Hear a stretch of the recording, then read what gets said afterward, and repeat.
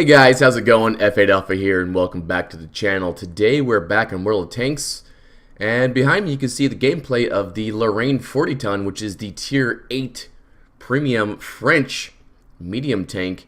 The reason why I have this playing in the background is because I wanted to go ahead and highlight the importance of being a good supporter, being a good flanker for your team.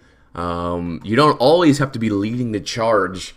You can obviously take up a solid position and cover and support your team when you can. And that's what you're going to see here in this gameplay. It's basically me in a bottom tier situation or a lower tier situation where basically I cannot go ahead and lead the team. Obviously, this tank has no armor and it is not made for that. And even if I did, being in a bottom tier position or being in a match where you're lower tier, it might be a better idea to find yourself some solid cover and basically use the terrain, use your team to go ahead and flank and get those side shots or rear shots into the enemies when they present themselves to you.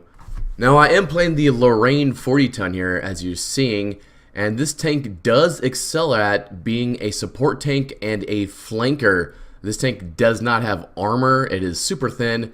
This tank does have a autoloader on it with a 4-round drum, making it very, very good at flanking, so you can unload 4 shells in roughly about 10 seconds, which isn't too bad. That's usually about the time it takes a tank to reload. You might get 1 or 2 shots off in a standard tank that does not have an autoloader. However, like I said, this Lorraine with its autoloader is fantastic. And on top of that, it does have 232 millimeters of penetration, making those shots that much more effective and easy to penetrate the armor of your enemy here. Some areas I would like to highlight that come with being a good supporter or a good flanker would be to use, obviously, cover.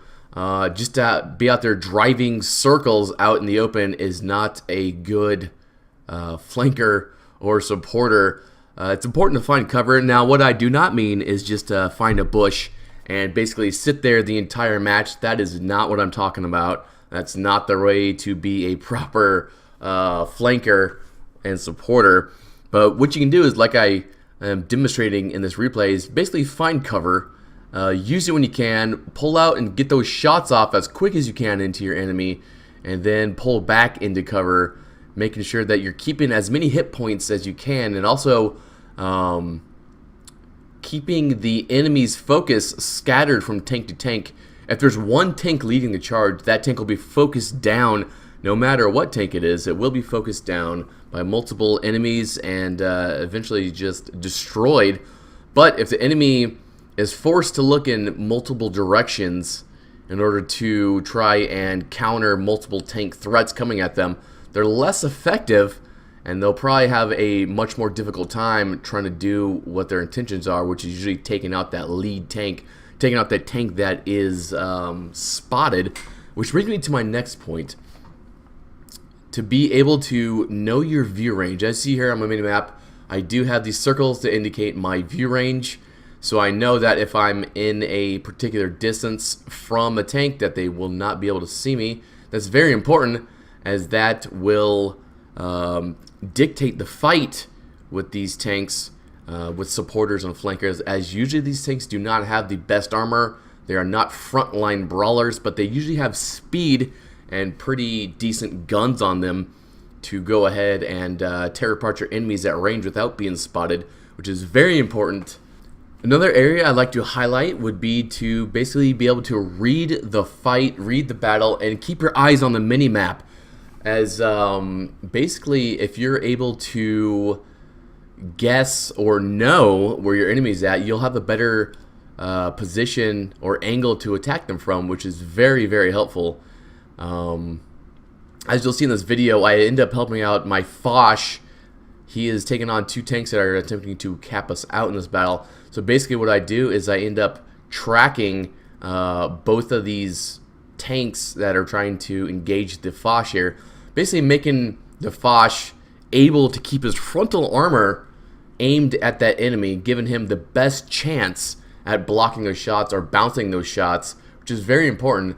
You don't always have to be doing direct damage in order to help out your team. If you can track an enemy and let your team basically destroy that tank, then you have done your job being a flanker and a supporter. So just keep that in mind, that you don't always have to be up there slapping in those side shots and rear shots and all that good stuff.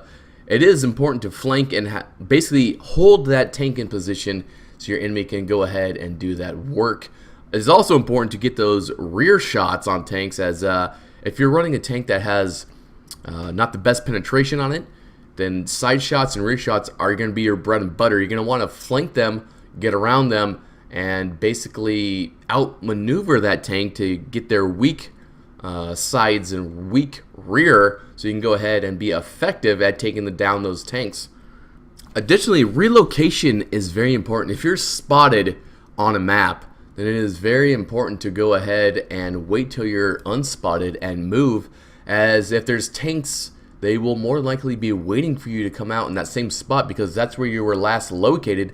And if you can evade them, so basically pull back and stay out of eyesight there, if you can evade them and relocate, you'll have a much better chance at catching that tank off guard and doing substantial damage to them, as they will not know where you're coming from or where that fire is coming from.